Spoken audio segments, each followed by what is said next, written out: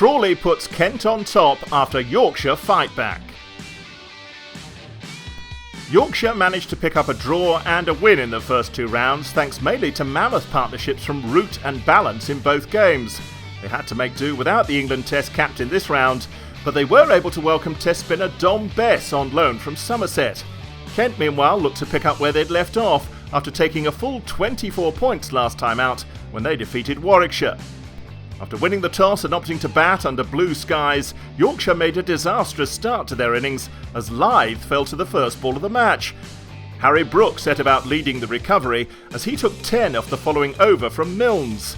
And he followed it up with 2 more boundaries off Milnes' next over.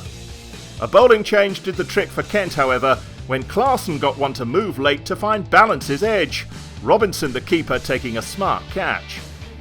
And things went from bad to worse when Brook shuffled across his stumps against Podmore but got it all wrong and lost his leg stump. Kohler Cadmore and Leaning looked to have steadied the ship as Yorkshire reached 80 without further loss, but disaster struck when Kohler Cadmore went for a run that was never there and Leaning was beaten by a direct hit from Kun at mid-wicket.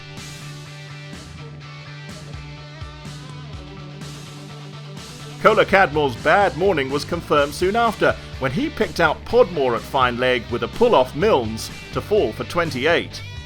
And Yorkshire were left in all sorts of trouble as just 4 balls later and on the stroke of lunch, Milnes got one to bounce and nip back and Bresnan could only fend it to Crawley at third slip. Loan signing Dom Bess provided some resistance for his new county after lunch, moving to 20 at a runner ball with some typically stylish boundaries, before he fell to a peach from Milnes, which left him to hit the top of off stump. Tattersall tried to follow Bess's example and counter-attack with boundaries off Podmore and Milnes. He was joined by his captain Patterson, and they moved to a valuable 40-run partnership, before Tattersall was adjudged LBW to one from Claydon that may have kept a little low.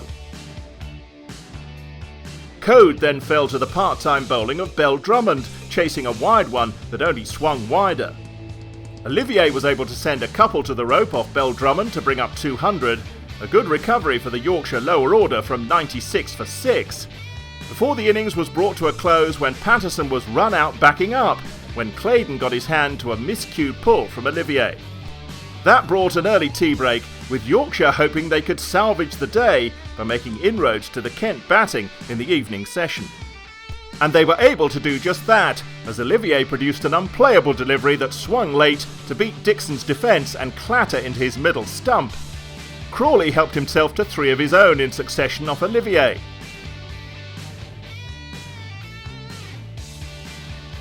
Renshaw couldn't resist having a nibble at one from Code, with Kohler Cadmore taking a smart low catch at slip.